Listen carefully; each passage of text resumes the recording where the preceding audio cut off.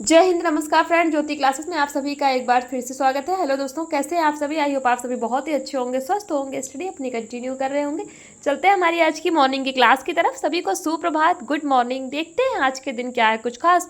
तो आज है फ्रेंड 3 जून की हिस्ट्री देख लेते हैं। ऐसे तो बहुत सारी घटनाएं हमारे इतिहास में घटी है, बट हम कुछ ही इंपॉर्टेंट पॉइंट्स को कवर करेंगे। तो देखते हैं 2-3 पॉइंट्स आज की हिस्ट्री के अंतर्गत। फर्स्ट पॉइंट हम कवर करेंगे तो 3 जून 1950 को महाबलीपुरम में खुदाई के दौरान प्राचीन मंदिरों के अवशेष मिले। सेकेंड पॉइंट देखेंगे 2009 में मीरा कुमार को लोकसभा का अध्यक्ष चुना गया, जो लोकसभा की पहली महिला अध्यक्ष थी। ध्यान दीजिएगा, मीरा कुमार को लोकसभा का अध्यक्ष कब चुना गया? तो 3 जून 2009 को, और ये लोकसभा की पहली महिला अध्यक्ष थी। और थर्ड पॉइंट देखेंगे, आज के दिन यानी कि 3 जून को विश्व साइकिल दिवस के रूप में मनाया जाता है। तो आज को किस दिवस के रूप में हम बनाते हैं? विश्व साइकिल दिवस के रूप में मनाते हैं। और इसको मनाने का उद्देश्य है कि साइकिल के प्रति लोगों को जागरूक करना एवं साइकिल के महत्व को बताना। तो ये है विश्व साइकिल दिवस मनाने का उद्देश्य। ये थी आज की हिस्ट्री। स्टार्ट करते हैं आज की होम साइंस की क्लास। जैसा कि आप सभी जानते हैं, इस चैनल के माध्यम से हम करते हैं होम साइंस की सीरीज, जिसमें हम क्लास 6 to 12 की बुक को कवर कर रहे हैं। और हमारा क्लास 6 to 10 हमने कंप्लीट कर लिया है। हम आ गए क्लास 11th में। आई होप आपने हमारी सारी प्रीवियस क्लासेस देखी होगी। नहीं देखा है तो प्लेलिस्ट में जाके वहाँ से आप वीडियो देख करके अपने कॉन्सेप्ट को क्लियर कर सकते हैं, क्योंकि हमने हर एक टॉपिक को बहुत ही डिटेल में कवर किया। इतने डिटेल में पढ़ने का एक ही उद्देश्य है कि एक बार आप इस सीरीज़ को देखिए, समझिए, ताकि होम साइंस से रिलेटेड कोई भी डाउट आपके माइंड में ना रह जाए। चाहे आप किसी भी क्लास के लर्नर से किसी कॉम्पिटिटिव एग्जाम की प्रिपरेशन कर रहे हैं या फिर किसी भी फील्ड में होम साइंस से अपना करियर देख रहे हैं, सभी के लिए सीरीज़ काफ़ी हेल्पफुल होने वाली है। तो प्लीज़ चैनल पर फर्स्ट टाइम आए हैं तो चैनल को लाइक, शेयर और सब्सक्राइब अवश्य करें। अपनी राय भी हमें कमेंट के माध्यम से बताएं, क्योंकि आपका हर एक कमेंट हमारे लिए बहुत महत्वपूर्ण होता है। स्टार्ट करते हैं आज की क्लास। आज की क्लास में हम पढ़ेंगे फ्रेंड्स क्लास 11th की करेंगे हम क्लास 11th का चैप्टर 4 आज हम कवर करेंगे, जिसमें हम पढ़ेंगे संसाधन एवं प्रबंधन के बारे में। It means management of resources. आज की जो हमारी क्लास है ये इस टॉपिक पे होने वाली है। और इस पूरे टॉपिक में हम कवर क्या क्या करेंगे? तो इसमें करेंगे हम संसाधन के बारे में जानेंगे। इट मीन्स रिसोर्सेज क्या होते हैं, संसाधन का वर्गीकरण, क्लासिफिकेशन ऑफ रिसोर्सेज देखेंगे, संसाधनों का प्रबंधन है। तो ये हम जो ये टॉपिक्स, ये पॉइंट्स है, इसको आज के इस क्लास के माध्यम से हम कंप्लीट करेंगे। बट इसको स्टार्ट करने से पहले प्रीवियस क्लास का एक बार क्विक रिवीजन कर लेते हैं। प्रीवियस क्लास में फ्रेंड्स हमने किया था कुछ क्वेश्चन आंसर्स की प्रैक्टिस, जो रिलेटेड थी किससे? भोजन, पोषण, स्वास्थ्य एवं स्वस्थता, जो हम चैप्टर कर रहे थे, चैप्टर 3, उससे रिलेटेड। आई होप आपने उस क्लास को देखा होगा। वो हमारी एस्टरडे इवनिंग को 7 बजे जैसे क्लास होती है, आप सभी जानते हैं हम मॉर्निंग टू इवनिंग 2 क्लास करते हैं। तो एस्टरडे शाम को 7 बजे की क्लास में हमने क्वेश्चन आंसर्स की प्रैक्टिस की थी, बहुत ही इंपॉर्टेंट है। उसमें कुछ हमने एनसीईआरटी के भी क्वेश्चन सॉल्व किए थे। तो प्लीज़ अगर आपने उस क्लास को देखा होगा तो आपको पता है, नहीं देखा है तो प्लेलिस्ट में जाके उस क्लास को वॉच आउट करके अपने कॉन्सेप्ट क्लियर कर सकते हैं। भोजन, पोषण, स्वास्थ्य और स्वच्छता टॉपिक से जितने भी आपके डाउट्स हो सारे उस क्लास के माध्यम से क्लियर हो जाएंगे। तो ये तो थी हमारी प्रीवियस क्लास। स्टार्ट करते हैं आज की क्लास। देखते हैं संसाधन, इट मीन्स रिसोर्सेज। संसाधन वे होते हैं जिनका उपयोग किसी कार्यकलाप को करने में किया जाता है, जैसे समय, ऊर्जा, आवश्यक सामग्री खरीदने हेतु धन राशि, ज्ञान, रुचि, उत्प्रेरण, कौशल, भौतिकी सामग्री, जिसमें पेपर, पेन, पेंसिल, रंग आदि, ये सारे किसमें आते हैं? भौतिकी सामग्री में आते हैं। जलवायु, विद्यालय, भवन इत्यादि, ये संसाधन लक्ष्य प्राप्ति में सहायक होते हैं। किसी विशेष कार्यकलाप के लिए अन्य संसाधनों की तुलना में किसी एक संसाधन की अधिक आवश्यकता हो सकती है। वह वस्तु जिसका उपयोग हम नहीं करते हैं वह संसाधन नहीं है। जैसे एक साइकिल जिसका काफ़ी समय से उपयोग नहीं किया गया है और वह आपके घर में बेकार पड़ी है, तो वह आपका संसाधन नहीं है, लेकिन वह किसी और का संसाधन हो सकती है। संसाधनों का वर्गीकरण देख लेते हैं। आई होप संसाधन आपको क्लियर हुआ होगा। संसाधन क्या है? वह वस्तु जिसका हम उपयोग नहीं करते वह संसाधन नहीं है। जैसे एक साइकिल जिसका काफ़ी समय से उपयोग नहीं किया गया, वह आपके घर में बेकार पड़ी है, तो वह आपका संसाधन नहीं है, बट वो किसी और का संसाधन बन सकती है। कैसे कैसे कि जैसे कि आपके घर में टू व्हीलर ज़्यादा चलता है, हाँ, स्कूटी मोटरसाइकिल का प्रयोग आप ज़्यादा करते हैं, आपके घर में 4 व्हीलर है तो साइकिल आपकी बेकार पड़ी, वो आपके यूज़ की नहीं है। बट जिसके पास साइकिल भी नहीं है तो वो आपकी तो संसाधन नहीं है, बट जिसके पास साइकिल भी नहीं है अगर वो साइकिल उसको मिल जाए तो वो उसका संसाधन बन सकती है। संसाधनों का वर्गीकरण देखे हैं तो मानव और गैर मानव संसाधन यानी कि human and non human resources, व्यक्तिगत और साझे संसाधन यानी कि इंडिविजुअल एंड शेयर्ड रिसोर्सेज, प्राकृतिक और सामुदायिक संसाधन अर्थात नेचुरल एंड कम्युनिटी रिसोर्सेज।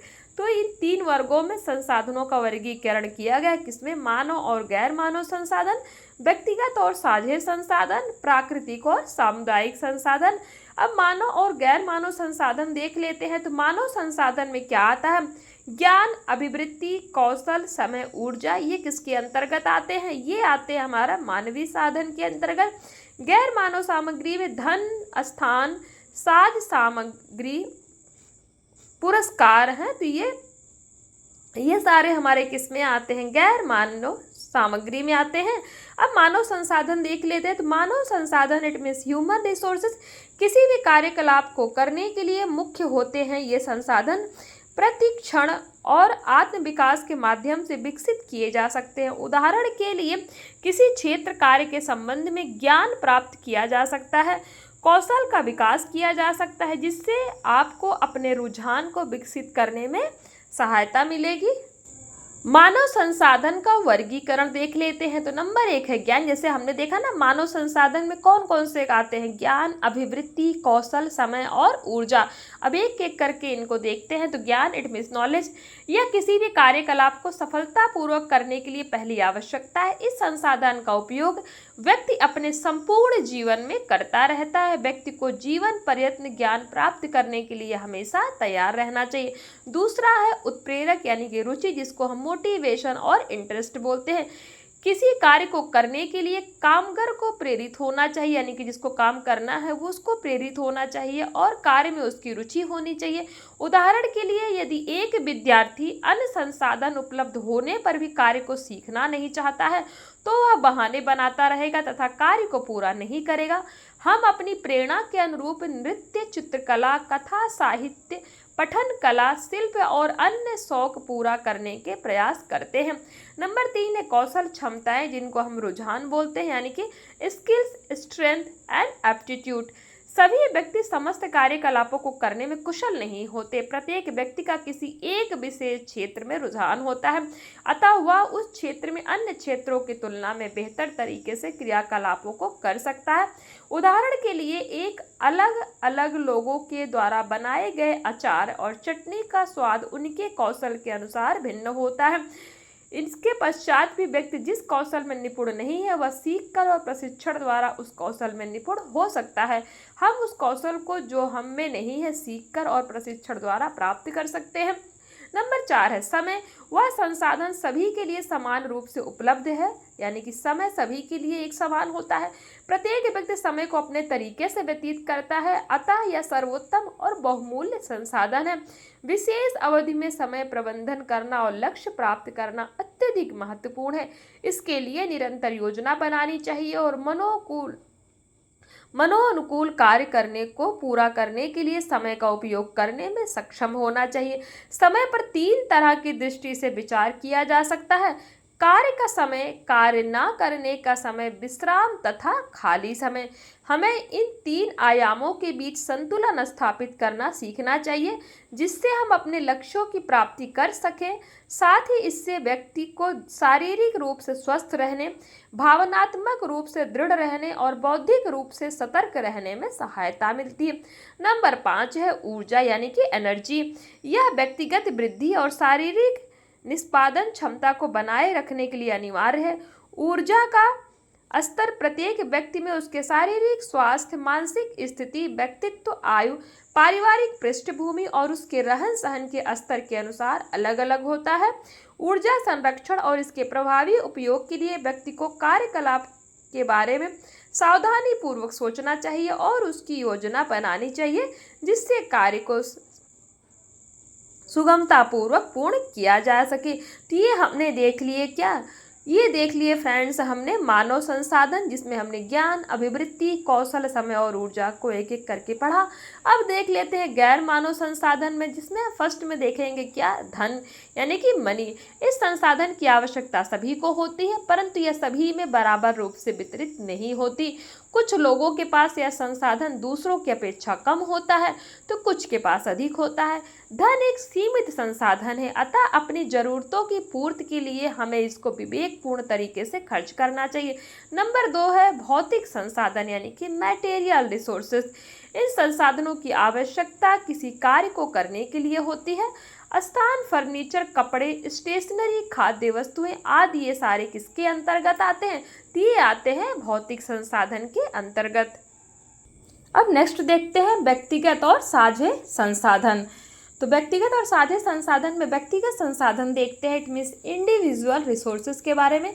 वे संसाधन जो मनुष्य के पास केवल अपने यानी कि स्वयं का उपयोग के लिए उपलब्ध होते हैं, व्यक्तिगत संसाधन कहलाते हैं। यह मानव या गैर मानव संसाधन हो सकते हैं। स्वयं का कौशल, ज्ञान, समय, स्कूल बैग, आपके कपड़े इत्यादि व्यक्तिगत संसाधन के उदाहरण हैं। साझे संसाधन इट मीन्स शेयर्ड रिसोर्सेज, वे संसाधन जो समुदाय सोसाइटी के अनेक लोगों के लिए उपलब्ध होते हैं, उन्हीं को हम क्या कहते हैं? साझे संसाधन के नाम से जानते हैं। ये संसाधन प्राकृतिक अथवा समुदाय आधारित हो सकते हैं, जैसे वन हो गया यानी कि फॉरेस्ट, तालाब, पार्क आदि, स्कूल, ये सारे किसके अंतर्गत आते हैं? ये सारे साझे संसाधन के अंतर्गत आते हैं। आई होप आपको व्यक्तिगत संसाधन एवं साझे संसाधन में अंतर समझ में आ गया होगा। नेक्स्ट देखते हैं प्राकृतिक और सामुदायिक संसाधन। तो प्राकृतिक संसाधन इट मीन्स नेचुरल रिसोर्सेज, वे संसाधन जो प्रकृति में उपलब्ध होते हैं प्राकृतिक संसाधन कहलाते हैं। जैसे जल, पहाड़, हवा इत्यादि क्या है? प्राकृतिक संसाधन है। ये सामान्य रूप से सभी के लिए उपलब्ध होते हैं। पर्यावरण की सुरक्षा के लिए हमारा दायित्व है कि हम इसका उपयोग विवेकपूर्ण ढंग से करें। सामुदायिक संसाधन इट मीन्स कम्युनिटी रिसोर्सेज, वे संसाधन जो किसी व्यक्ति को समुदाय सोसाइटी के सदस्य के रूप में उपलब्ध होते हैं, सामुदायिक संसाधन कहलाते हैं। ये मानव अथवा गैर मानव संसाधन होते हैं जो सामान्यतः सरकार द्वारा प्रदान किए जाते हैं। सामुदायिक संसाधनों के उदाहरण सरकारी अस्पतालों द्वारा दी जाने वाली परामर्श सेवाएं, डॉक्टर, सड़कें, पार्क तथा डाकघर हैं। इन संसाधनों का सभी लोगों को वांछनीय उपयोग करना चाहिए तथा इनके रख रखाव के प्रति अपनी जिम्मेदारी समझनी चाहिए। तो हमने 3 तरह के संसाधन देखे, कौन कौन से? मानव और गैर मानव संसाधन। तो ध्यान दीजिएगा, मानव संसाधन में क्या क्या आता है? आपका ज्ञान हो गया, अभिवृत्ति हो गई, कौशल, समय और ऊर्जा, ये मानव संसाधन के अंतर्गत आते हैं। और गैर मानव संसाधन जो धन हो गया, स्थान हो गया, साज सामग्री, ये सारी जो चीज़ें हैं ये गैर मानव संसाधन के अंतर्गत आती हैं। नेक्स्ट हमने देखा व्यक्तिगत और साझे संसाधन। व्यक्तिगत संसाधन वे होते हैं जो स्वयं के लिए प्रयोग किए जाते हैं, व्यक्तिगत संसाधन कहलाते हैं। जैसे आपका ज्ञान हो गया है, आपका बैग हो गया, आपका टेबल हो गया, आपकी बुक हो गई, ये क्या है? सारे संसाधन ही तो है, रिसोर्सेस ही तो है, बट इनको आप अपने लिए प्रयोग करते हैं, इसलिए व्यक्तिगत है। और साझे क्या है? जिसको आप सभी के साथ जो संसाधन का आप प्रयोग करते हो, जैसे कि तालाब हो गया, पार्क हो गया, स्कूल हो गया है, पिक्चर हॉल हो गया, ये सारे क्या है? ये सारे साझे संसाधन है। तो ये हमने देखा क्या, व्यक्तिगत और साझे संसाधन क्लियर हो गया। प्राकृतिक और सामुदायिक संसाधन तो हमने थर्ड देखा। तो प्राकृतिक संसाधन क्या है? वे संसाधन जो प्रकृति में उपलब्ध होते प्राकृतिक संसाधन कहलाते, जैसे जल, पहाड़, वायु इत्यादि, ये क्या है? प्राकृतिक संसाधन। और सामुदायिक संसाधन वे संसाधन होते हैं जो किसी व्यक्ति को समुदाय सोसाइटी के सदस्य के रूप में उपलब्ध होते हैं, जैसे कि डॉक्टर हो गए, सड़कें होगी, पार्क, डाकघर, रेलवे स्टेशन, बस स्टेशन, ये सारे क्या है? सामुदायिक यानी कि कम्युनिटी रिसोर्सेस हैं। आई होप ये जो हमने 3 तरह के संसाधन पढ़े ये आपको अच्छे से क्लियर हो गए होंगे, सब में डिफरेंस भी आपका क्लियर हो गया होगा। अब देख लेते, ठीक है, हमने संसाधन भी देख लिया किसको कहते हैं, संसाधन कितने प्रकार के होते हैं ये भी जान लिया। अब देखते हैं संसाधनों की विशेषताएं क्या है, कैरेक्टरिस्टिक्स ऑफ रिसोर्सेस हम देखते हैं। तो उपयोगिता देखते हैं। उपयोगिता इट मीन्स यूटिलिटी का अर्थ क्या है कि कोई संसाधन व्यक्ति के लक्ष्य प्राप्ति में कितना उपयोगी व महत्वपूर्ण है। यह संसाधनों की सबसे महत्वपूर्ण विशेषता है। यह संसाधन की महत्ता लक्ष्य और स्थिति पर निर्भर है। उदाहरण के लिए गाय के गोबर को बेकार माना जाता है, लेकिन इसका उपयोग ईंधन के रूप में और खाद बनाने के लिए भी किया जा सकता है। परिवार अथवा समुदाय में उपलब्ध महत्वपूर्ण संसाधनों के उचित उपयोग से अत्यधिक संतुष्टि मिलती है। सुलभता देखते हैं। कुछ संसाधन ऐसे होते हैं जो अन्य संसाधनों की तुलना में अधिक सरलता से उपलब्ध होते हैं। वहीं दूसरी ओर कुछ लोगों को अन्य लोगों की तुलना में संसाधन अधिक आसानी से उपलब्ध होते हैं। संसाधनों की उपलब्धता समय के साथ बदलती रहती है, अतः हम यह कह सकते हैं कि संसाधनों की सुलभता प्रत्येक व्यक्ति के अनुसार और समय समय पर बदलती रहती है। जैसे प्रत्येक परिवार में धन संसाधन के रूप में उपलब्ध रहता है। कुछ लोगों के पास अपनी आवश्यकताओं की पूर्ति हेतु पर्याप्त धन होता है तथा कुछ अन्य के पास सीमित बजट होता है। उपलब्ध धन राशि भी माह के आरंभ और अंत में भिन्न भिन्न होती है। अब देखते हैं विनियमितता क्या है। सभी संसाधनों के विकल्प उपलब्ध होते हैं, इसलिए यदि एक संसाधन उपलब्ध नहीं होता तो उसके स्थान पर दूसरे संसाधन का प्रयोग किया जा सकता है। जैसे यदि आपकी स्कूल बस आपको लेने के लिए समय पर नहीं आती है तो आप अपनी कार, मोटर गाड़ी अथवा स्कूटर से स्कूल चले जा सकते हैं। अतः एक ही कार्य को विभिन्न संसाधनों द्वारा किया जा सकता है। इसी को हम क्या बोलते हैं? विनियमितता बोलते हैं। प्रबंधनीय देख लेते हैं। संसाधनों की मात्रा सीमित होने के कारण उनका प्रबंधन उचित तथा प्रभावी तरीके से किया जाना चाहिए, जिससे इनका वांछनीय उपयोग किया जा सके। संसाधनों का उपयोग इस प्रकार करना चाहिए कि हमें न्यूनतम संसाधनों के उपयोग से अधिकतम लाभ प्राप्त हो सके। जैसे अगर हम किसी कपड़े को एक बाल्टी पानी से धो सकते हैं तो उसमें हमें 3-4 बार बाल्टी पानी का उपयोग नहीं करना चाहिए। तो ये हो गया हमारा क्या, प्रबंधनीय के बारे में हमने पढ़ा। अब इनसे रिलेटेड कुछ क्वेश्चंस देख लीजिए। क्वेश्चन 1 कहता है संसाधन क्या प्राप्त करने में सहायक होते, यानी कि संसाधन क्या प्राप्त करने में सहायक होते। क्वेश्चन 2 किसी भी कार्यकलाप को सफलतापूर्वक करने के लिए पहली आवश्यकता क्या है। क्वेश्चन 3 कौन सा संसाधन सभी को समान रूप से उपलब्ध है। क्वेश्चन 4 कहता है व्यक्तिगत वृद्धि और शारीरिक निष्पादन क्षमता को बनाए रखने के लिए क्या जरूरी है। क्वेश्चन 5 कहता है गाय के गोबर का प्रयोग क्या बनाने में किया जा सकता है, यानी कि क्या हम किस चीज़ को बनाने में गाय के गोबर का प्रयोग करते हैं। तो ये कुछ क्वेश्चन है। आई होप अभी तक आपने इनका स्क्रीनशॉट ले लिया होगा। प्लीज़ फ्रेंड्स इस क्वेश्चन को सॉल्व करिएगा, क्योंकि ये क्वेश्चन बहुत इंपॉर्टेंट होते हैं। ये आपका अपने आप में ही एक मूल्यांकन करते हैं कि आपको चीज़ें कितनी समझ में आ रही हैं। तो आप समझ रहे होंगे मैं क्या कहना चाह रही हूँ। तो प्लीज़ क्वेश्चन को सॉल्व किया करिए। एज अ होमवर्क के रूप में मैंने आपको क्वेश्चंस दिए हैं और कमेंट के माध्यम से बताइएगा कि आपसे कितने क्वेश्चन सॉल्व हुए हैं, कितने नहीं। नेक्स्ट टॉपिक देखते हैं संसाधनों का प्रबंधन। उपलब्ध संसाधनों का सर्वोत्तम उपयोग करना संसाधनों का प्रबंधन कहलाता है। सभी संसाधन सीमित है, इसलिए इनका उपयोग सही तरीके से करना चाहिए, जिससे हम अपने उद्देश्यों को शीघ्र और दक्षता से प्राप्त कर सकें। संसाधनों का दुरुपयोग नहीं करना चाहिए और उन्हें नष्ट भी नहीं करना चाहिए। अतः लक्ष्यों की प्राप्ति के लिए संसाधनों का प्रभावी प्रबंधन करना आवश्यक है। उदाहरण के लिए कुछ लोग अपने लक्ष्यों की प्राप्ति के लिए प्रत्येक घंटे का उपयोग करते हैं, तो वहीं कुछ लोग अपना समय नष्ट करते हैं और पूरे दिन में कोई भी उत्पादक कार्य नहीं कर पाते। तो इसीलिए संसाधनों का प्रबंधन अच्छे से करना चाहिए।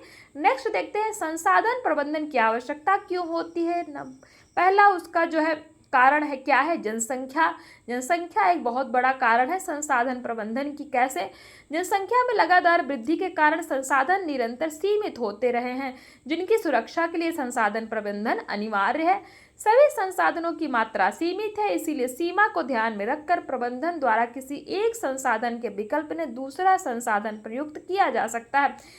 नेक्स्ट है जल, पेट्रोल, डीजल आदि ऊर्जा के महंगे व अनवीकरणीय स्रोत हैं। ऐसे सीमित संसाधनों का प्रबंधन द्वारा सावधानी पूर्वक प्रयोग करके इन्हें अगली पीढ़ी के लिए सुरक्षित किया जा सकता है। नेक्स्ट पॉइंट है नित्य नए आविष्कारों तथा विद्युत उपकरणों के असीमित प्रयोग के कारण पर्यावरणीय क्षति हो रही है। पर्यावरण के संतुलन को बनाए रखने के लिए भी संसाधन का प्रयोग किया जा सकता है। सभी मनुष्य अपनी विभिन्न आवश्यकताओं के लिए संसाधनों की उपलब्धता पर निर्भर रहते हैं। प्रबंधन द्वारा समाज का प्रत्येक वर्ग संसाधनों का उपयोग इस प्रकार कर सकता है जिससे कोई अन्य वर्ग उनसे वंचित ना रहे। तो ये हमने देखा क्या, संसाधन प्रबंधन की आवश्यकता के कौन कौन से कारण हैं। अब देखते हैं संसाधन प्रबंधन की प्रक्रिया क्या है। तो संसाधन प्रबंधन की प्रक्रिया में 5 चरण होते हैं। पहला क्या है, नियोजन, दूसरा है आयोजन, तीसरा है कार्यान्वयन, चौथा नियंत्रण और पांचवा मूल्यांकन। बहुत इंपॉर्टेंट है, इनको आप स्टार मार्क कर लीजिए। संसाधन प्रबंधन की प्रक्रिया हम जो पढ़ेंगे बहुत ही इंपॉर्टेंट है। 5 तरह की प्रक्रिया है जिसमें एक है नियोजन, दूसरा है हमारा आयोजन, तीसरा है कार्यान्वयन, चौथा है नियंत्रण और पांचवा है मूल्यांकन। तो आज की क्लास को यहीं तक करते हैं फ्रेंड्स। यहाँ से हम इनको एक एक करके 5 चरण के बारे में पढ़ेंगे। आई होप जितनी भी अभी तक हमने पढ़ाई की इस क्लास में आपको हर एक कॉन्सेप्ट समझ में आया होगा। फिर भी कोई डाउट रह जाता है तो कमेंट के माध्यम से आप पूछ सकते हैं, आपके हर डाउट लेने का पूरा प्रयास किया जाएगा। तो आज की क्लास को यहीं तक करते हैं, मिलते हैं हमारी नेक्स्ट यानी कि जो हमारी इवनिंग को 7 बजे क्लास होती है उस क्लास में। तब तक के लिए जय हिंद, नमस्कार। हंसते रहिए, मुस्कुराते रहिए, एक दूसरे की हेल्प करते रहिए। और हाँ, अगर क्लासेस समझ में आ रही है, कॉन्सेप्ट्स क्लियर हो रहा है तो जाते जाते वीडियो को सब्सक्राइब करके लाइक करके अवश्य जाइए। धन्यवाद।